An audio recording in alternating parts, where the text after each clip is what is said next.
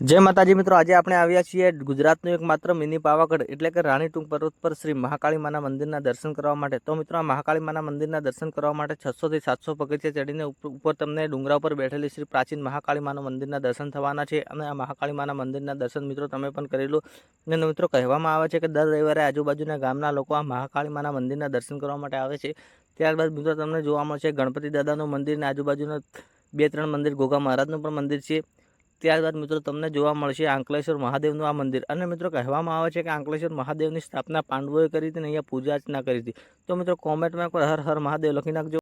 અને મિત્રો, અમારી ચેનલમાં તમે નવા હો તો ચેનલને પહેલાં સબસ્ક્રાઇબ કરી નાખજો। અને ત્યારબાદ મિત્રો તમને જોવા મળશે પથ્થરોની અંદર આવેલું મહાદેવનું શિવલિંગ। તો મિત્રો, આ મહાદેવનું શિવલિંગ પણ વર્ષો જૂનું છે, તો તમે પણ આ મહાદેવના દર્શન કરી લો।